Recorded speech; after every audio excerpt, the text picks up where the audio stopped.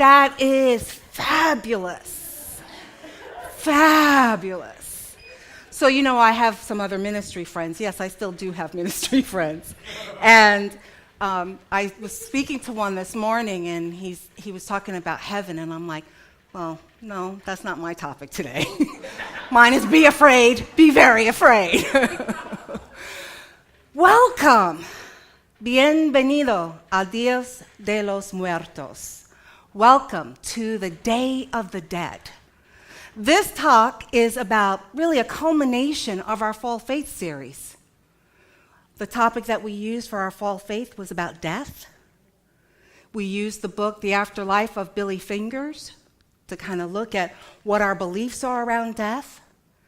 And all the groups are done. And I'm told that the groups were really good. Is that true? Yes. Cool. If there's anything that you feel that you'd like to tweak about the groups, please send me an email or send your group leader an email or something like that. We're always looking to kind of move to the next level. So, the Day of the Dead. How many of you have heard of that holiday? Ooh, quite a lot of you. Well, I had heard of that holiday, but I just presumed it was part of Halloween. And then I did some research, and it's nothing to do with Halloween. So I was like, really? Wow, okay. So what I did is I started with what I knew. I know Halloween.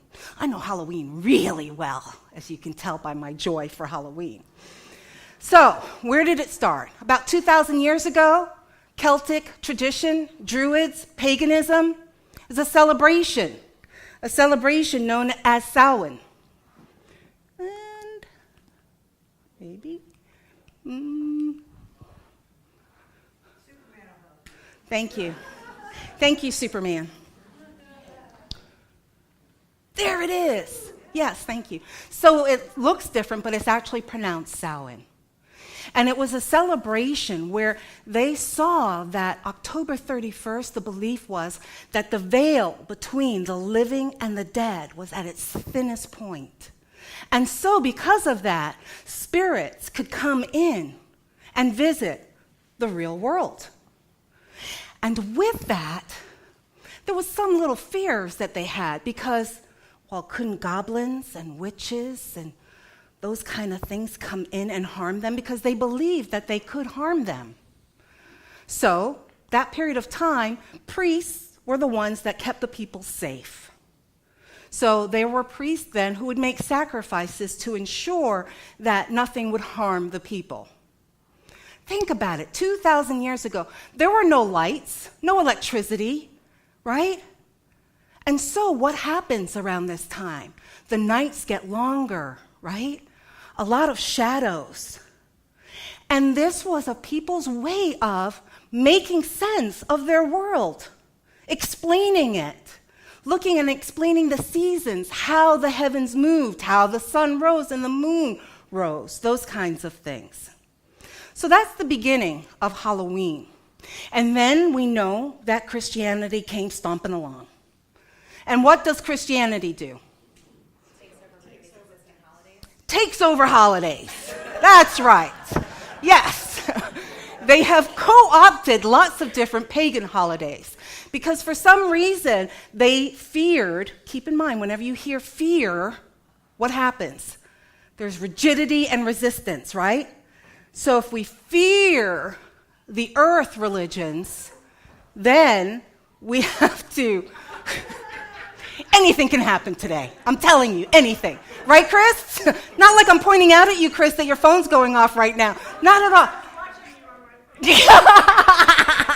Love you.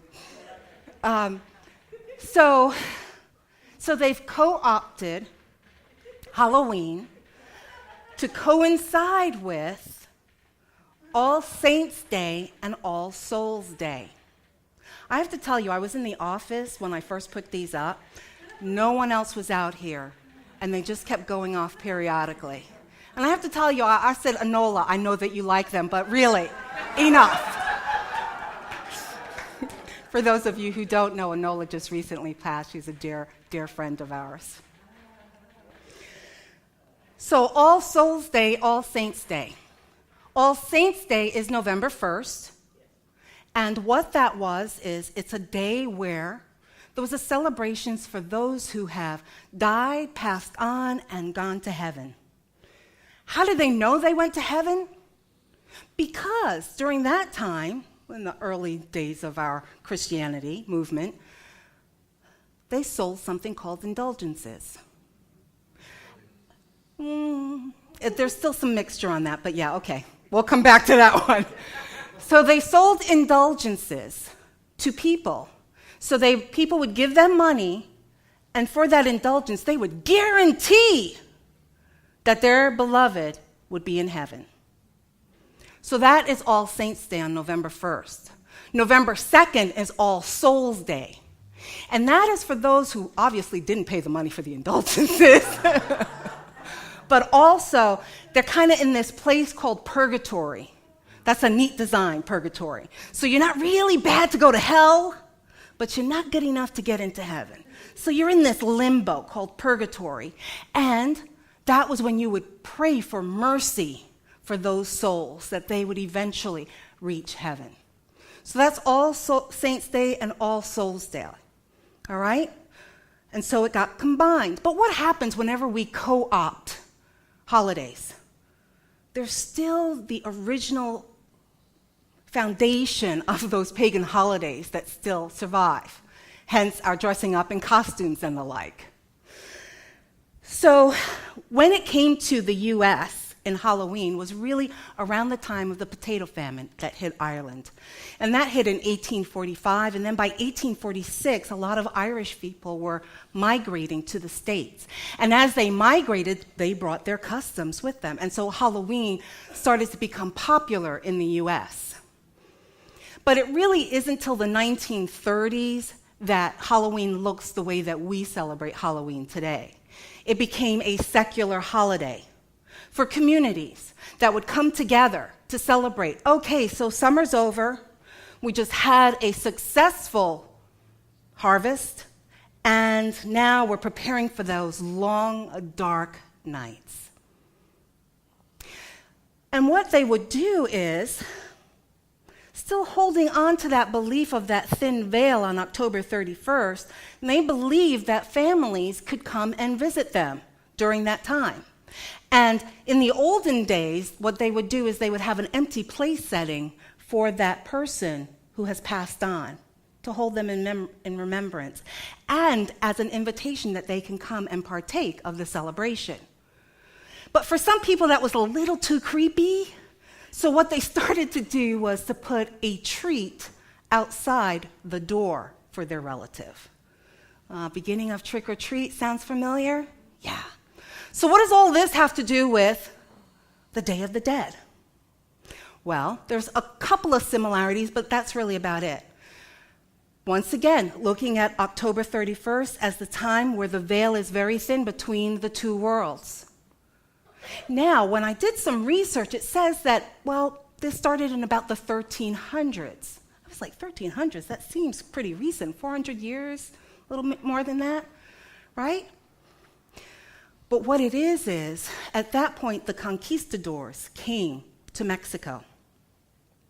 So the Day of the Dead is really known from the Mexican and Central America realm of the world. And they came, and what did they bring with them? Christianity, Catholicism, specifically. So they came, and what did they do again? They co-opted, right? So they took that on. So what it does now is it blends it from the indigenous worship that they did, combining with the Catholic holidays. Really, when I did a little bit more research, it's probably about 2,500 to 3,000 years that they've been doing the celebration, not combined with the Catholicism. So it's pretty old standard. And I really love this story, so I'm just like, yeah. So what do? This is when they dress up like the Day of the Dead. So they would have white faces and these designs on them to represent spirits, skeletons. So you'll see a lot of things like those sugar skeleton cubes. You'll see lots of flowers and altars. And the altars are decorated with all the foods of the people who have passed on that were their favorites. And even for adults, like if they like tequila, if that was their brand, that would be on the altar as well, as some mementos as well on the altar. They would then believe that the midnight, October 31st, and all the way of November 1st, the angelitos could visit. And those are the children that passed on before. And so they would come, and they would have these marigolds as a path, like from the cemetery to their home, to help guide them to come in to visit with them and partake and celebrate.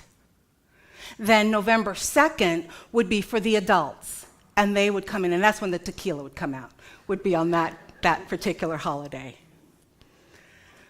Then, November 2nd, what would they do? They would basically have a picnic. They would go to places where people are buried, the cemeteries, mausoleums, tombs, wherever. And they would decorate their tombs. They would have music, they would sing, they would eat, they would share stories.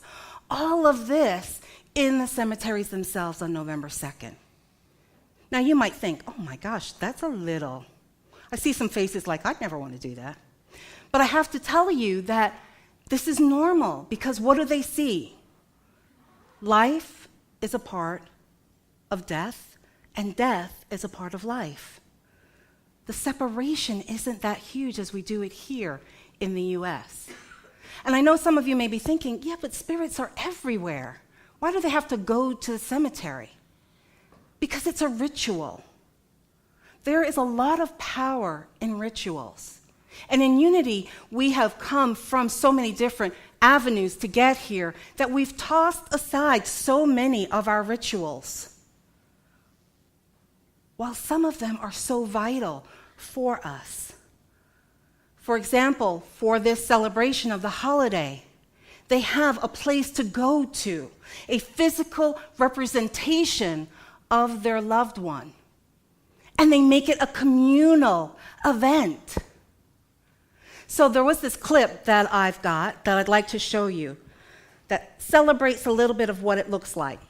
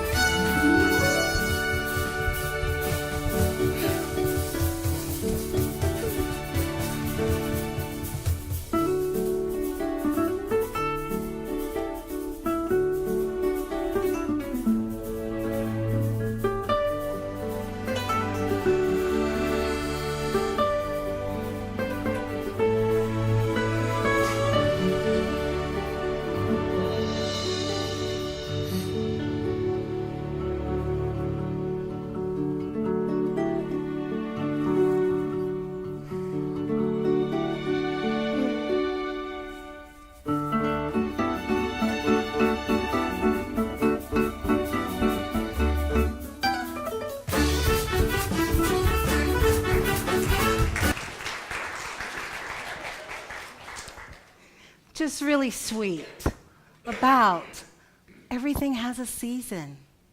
And it brings to mind the quote or the verse from Ecclesiastes. My grandmother used to say this to me all the time. For everything there is a season and a time for every matter under heaven. A time to be born and a time to die. A time to plant and a time to pluck up what is planted. What I'm hoping that you got from this series, even though the topic seemed dark, was that you took a moment to look at what you believe about death and the afterlife. And then you threw out the things that no longer serve you as you transformed your beliefs into what does serve you now. Death is not about being afraid. It's just a natural part of living. There's another quote that I'll share with you from Michael Singer, The Untethered Soul. He writes, "You must not be afraid to discuss death. Don't get uptight about it. Instead, let this knowledge help you to live every moment of your life fully, because every moment matters." Death is a polarity. What do we know about polarities? They're opposites, right? So with death, there is the sadness, the grieving, the loss of the physical presence, like we did with Enola. As she passed, we miss seeing her and hugging her and touching her. And there is the joy in knowing that she is so much more than her physical body, that we are so much more than our physical bodies.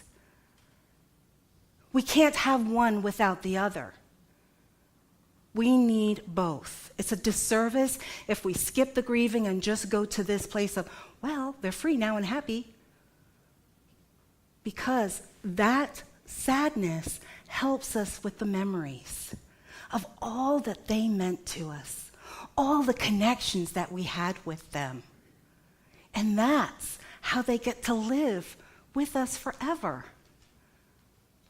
That, my friends, is a well-felt death. So knowing this, I'm hoping that you will seize the moment, live each moment fully in the present moment, grasping for life, for joy, for happiness right now. So if you are ready, Jessica will come up. She'll prepare us for meditation. So allow yourself to be and breathe.